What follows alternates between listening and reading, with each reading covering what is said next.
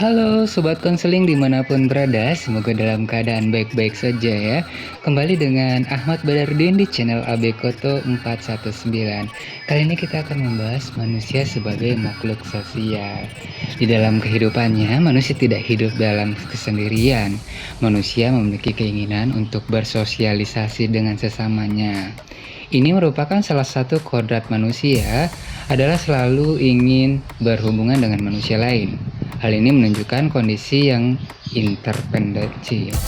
Di dalam kehidupan manusia selanjutnya, ia selalu hidup sebagai warga suatu kesatuan hidup, warga masyarakat dan warga negara.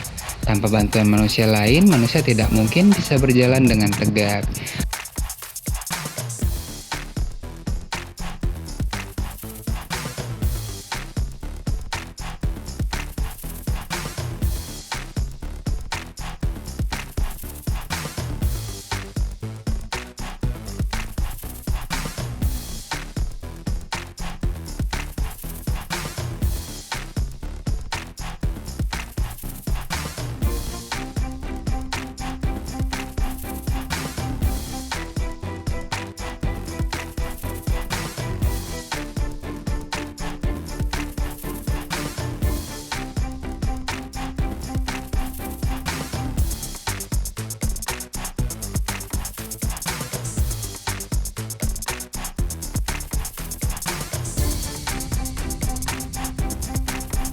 Sobat konseling dimanapun berada, dengan bantuan orang lain, manusia bisa menggunakan tangan, bisa berkomunikasi atau bicara, dan bisa mengembangkan seluruh potensi kemanusiaannya. Sobat konseling yang budiman dimanapun berada, secara kodrat, manusia merupakan makhluk monodualistis, artinya selain sebagai makhluk individu, manusia juga berperan sebagai makhluk sosial. Sebagai makhluk sosial, manusia dituntut untuk mampu bekerjasama dengan orang lain, sehingga tercipta sebuah kehidupan yang damai. Tanpa bantuan manusia lainnya, manusia tidak mungkin bisa berjalan dengan tegak. Dengan bantuan orang lain, manusia bisa makan menggunakan tangan, bisa berkomunikasi atau bicara, dan bisa mengembangkan seluruh potensi kemanusiaannya. Seseorang memiliki sikap sosial apabila ia memperhatikan atau berbuat baik terhadap orang lain. Dengan demikian, dapat dikatakan bahwa sikap sosial merupakan beberapa tindakan menuju kebaikan terhadap sesamanya. Selain itu, manusia mau dikatakan sebagai makhluk sosial karena pada diri manusia ada dorongan untuk berinteraksi dengan orang lain. Manusia memiliki kebutuhan mencari kawan, kebutuhan untuk berteman dengan orang lain, seringkali didasarkan kepentingan dan persamaan ciri. Dapat disimpulkan bahwa manusia dikatakan sebagai makhluk sosial dengan beberapa alasan seperti ada dorongan untuk berinteraksi, manusia tunduk pada aturan norma sosial, manusia memiliki kebutuhan untuk berinteraksi dengan satu sama lain. Potensi manusia akan benar-benar berkembang apabila ia hidup di tengah-tengah masyarakat. Pengertian manusia adalah makhluk yang selalu berinteraksi dengan sesamanya. Manusia tidak dapat mencapai apa yang diinginkan dengan dirinya sendiri. Karena apa? Karena manusia menjalankan peranannya dengan menggunakan simbol untuk mengkomunikasikan pemikiran dan perasaannya. Pengertian manusia sebagai makhluk sosial menurut para ahli, menurut KBBI, makhluk sosial adalah manusia yang berhubungan timbal balik dengan manusia lain. Menurut Eli M. Setiadi, makhluk sosial adalah makhluk yang di dalam hidupnya tidak biasa atau tidak bisa melepaskan diri dari pengaruh orang lain. Sedangkan menurut Dr. Johannes Garang, makhluk sosial adalah makhluk berkelompok dan tidak mampu hidup menyendiri. Setelah berabad-abad konsep manusia sebagai makhluk sosial itu ada yang menitik beratkan pada pengaruh masyarakat yang berkuasa kepada individu. Jadi sobat konseling di mana memiliki unsur-unsur keharusan biologis yang terdiri dari dorongan untuk makan, dorongan untuk mempertahankan diri, dan dorongan untuk melangsungkan jenis ya. Dari tahapan tersebut menggambarkan bagaimana individu dalam perkembangannya sebagai seorang makhluk sosial. di mana antar individu merupakan satu komponen yang saling ketergantungan dan membutuhkan. Sehingga komunikasi antar masyarakat ditentukan oleh peran oleh manusia sebagai makhluk sosial. Ciri-ciri manusia sebagai makhluk sosial ada suka bergaul, suka bekerja sama, hidup berkelompok, memiliki kepedulian terhadap orang lain, tidak bisa hidup sendiri. Nah, kira-kira Sobat Konseling ada tidak termasuk makhluk sosial kira-kira? Termasuk ciri-ciri manusia sebagai makhluk sosial?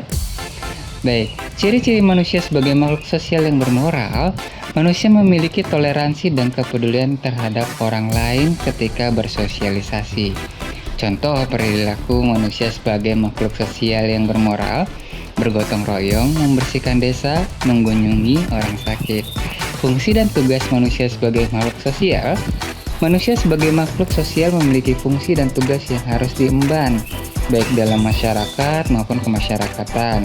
Manusia sebagai makhluk sosial juga mengemban tugas dan fungsi dalam keluarga sebagai lingkungan sosial terkecil. Sobat Konseling yang berbahagia, manusia sebagai makhluk sosial artinya manusia sebagai warga masyarakat. Dalam kehidupan sehari-hari, manusia tidak dapat hidup sendiri atau mencukupi kebutuhan sendiri ya. Meskipun dia mempunyai kedudukan dan kekayaan, dia selalu membutuhkan manusia lain. Seperti manusia cenderung untuk berkomunikasi, berinteraksi, dan bersosialisasi dengan manusia lainnya. Dapat dikatakan bahwa sejak lahir dia sudah disebut sebagai makhluk sosial. Lalu Sobat Konseling, hubungan sosial yang pertama bagi seorang manusia begitu lahir ke dunia adalah dengan orang tuanya. Oleh karena itu, pertama kali seseorang dibebani kewajiban adalah berlaku baik dan berbakti kepada orang tua. Sebagai kewajiban nomor 2, setelah kewajiban berbakti kepada Tuhan Yang Maha Esa. Menghormati ibu bapak merupakan perintah dan ajaran agama yang memegang peranan penting dalam kehidupan bermasyarakat. Sebab pergaulan yang baik dalam rumah tangga atau keluarga dapat menciptakan kondisi baik dalam pergaulan masyarakat.